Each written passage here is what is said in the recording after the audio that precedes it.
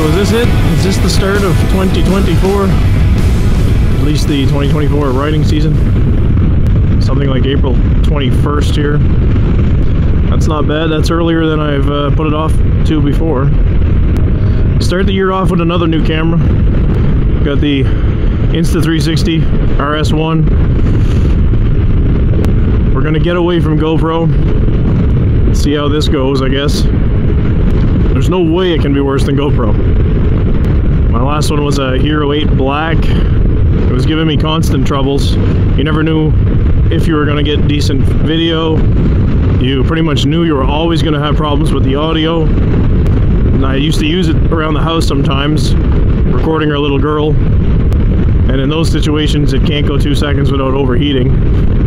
I believe on Easter, I decided to use it one last time before switching to this Insta.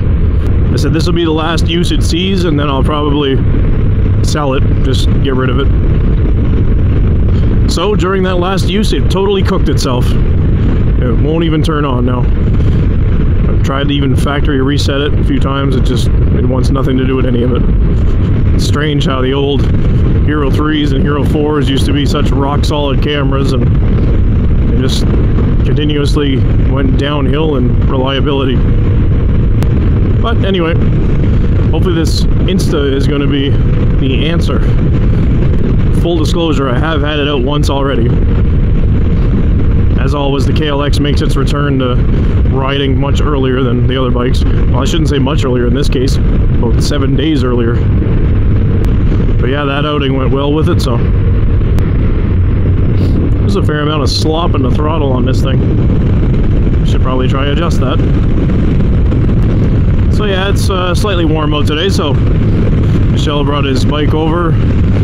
It's H2, freshly flashed from Brock's. Whole new animal. The last piece of the puzzle was to disable the throttle, or sorry, the exhaust valve. And to disable it, I guess all I was going to do, or all we had planned to do, was just disconnect the cables. So the actuator couldn't actually move the valve anymore, but after we got looking at it, it really seems like the valve is not being commanded to move at all. Like, it doesn't sweep when you turn it on, it doesn't move when the bike is running. I really think that Brock's flash has just disabled it and it's just going to hold itself open. But one thing that the flash did definitely do, it got rid of any check engine light from unplugging the servo actuator. So just to be safe, we just unplugged that to make sure that it can't command the valve closed again. I'm just going to run it like that and see how it goes. It's almost kind of strange that Brock's recommends disabling it, but it seems like they've electronically disabled it. Unless what they're trying to tell you is we recommend that you totally get rid of it. And by get rid of it, we mean buy a full exhaust system from us. Have you driven that one yet? No. Okay. The biggest thing you gotta remember, don't fall asleep on it. Because it's just that exciting.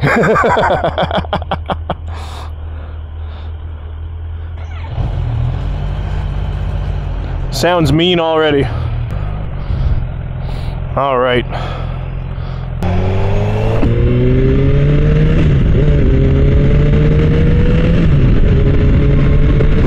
This is the H2 SX SE that you paid for. It was a very fun bike, but he just wanted a little more out of it. He kind of expected a little more, right? When you buy a 1000cc sport bike with a supercharger,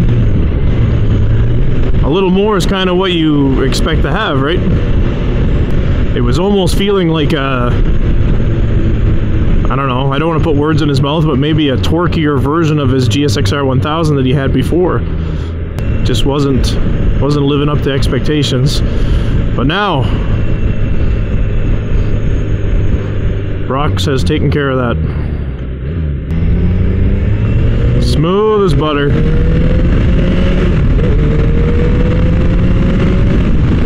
Oh, I thought he had the quick shifter on.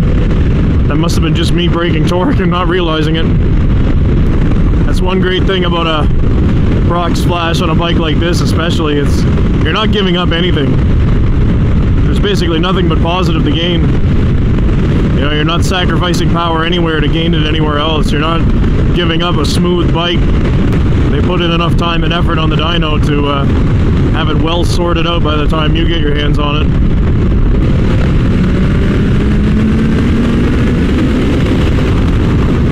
Alright, we'll take her to 8,000 there. That felt nice, not gonna lie. That wasn't even full throttle. And now, things don't really start happening until 8,000 RPM. That's when it really wakes up. They've also raised the red line on it to be more like a regular H2. From my understanding, it has all the hardware necessary to rev that high. It's just basically, if you choose to spend most of your time in that RPM range, then you've basically got to start following the maintenance schedule of the H2. Shorten up those valve inspections. But with so much more power everywhere else, and it still being primarily a street bike, you probably don't really need to be living in the peak RPM range.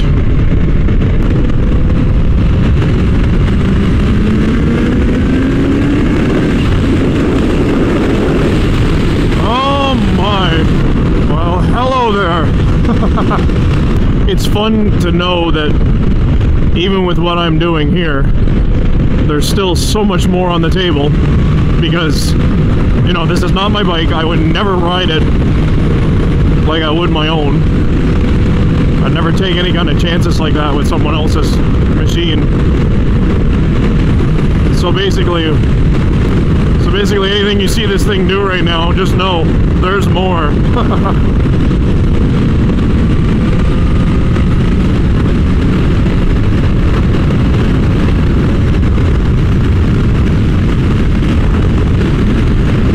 Lots of mid-range grunt too. You don't feel the need to be dropping gears or anything. You just kind of grab a handful of throttle and light the fuse. Oh my! Just a quick blast up to the you know, the legal speed limit there. Yikes! Now apparently this road is closed. It's telling me this road is closed. What is going on? It said detour, but there was no sign for any detour anywhere, and now it's telling me the road ends, road closed. There was no sign for any detour. Now all of a sudden the road is closed to through traffic. I just gassed it, and all of a sudden I get the warning, mobile phone disconnected.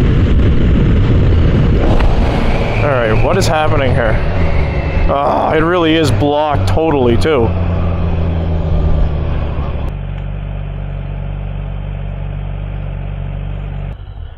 If it wasn't for the barricades, we'd be through there so easily. Yeah. Oh yeah. Well, it's alive. Yeah, it's not crazy. I didn't ride it enough to really say, oh, there's the difference, but I mean, it's not lacking anywhere, that's for sure. That thing too can go crazy.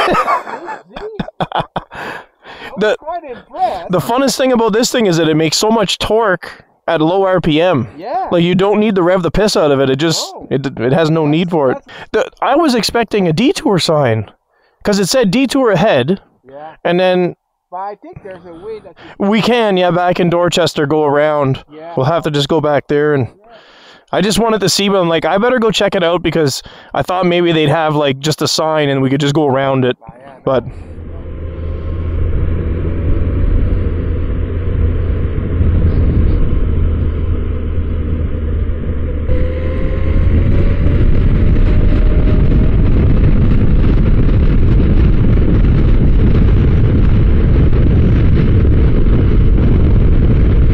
So, a little tour around Sackville. Tracy had her little girl at her friend's place assembling a trampoline for them to jump on, so we stopped by to check that out. A quick little fuel break and we're on our way again. I'm glad I took the warmer jacket with the liner in it today. So we had a detour out in Dorchester. It wasn't exactly the smoothest detour to have to take into town. But now we're taking the not exactly the smoothest route to leave town.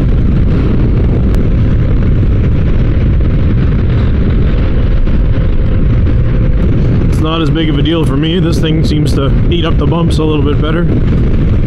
Not so much because the suspension is better, just because I'm in a little more comfortable seating position to absorb all of them. That H2 though, that's an impressive bike. Kind of makes me sad that I missed my opportunity there to grab one of those when they were plentiful and cheap up in Quebec. Looks like this will be a nice little 100 to 150 kilometer ride to blow the dust off this thing.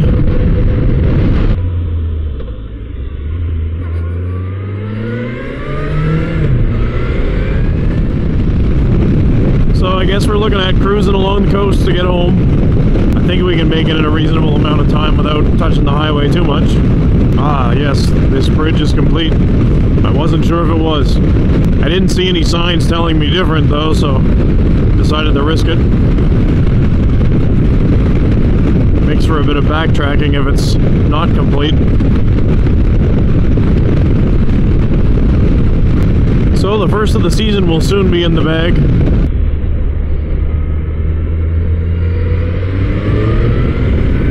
Nice to get out and scratch the itch, I guess. The weather still being kind of cool and kind of wet. I'm in no big rush to get back at this, you know, every day.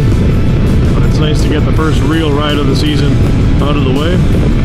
So we'll make our way home while you make your way over to that subscribe button.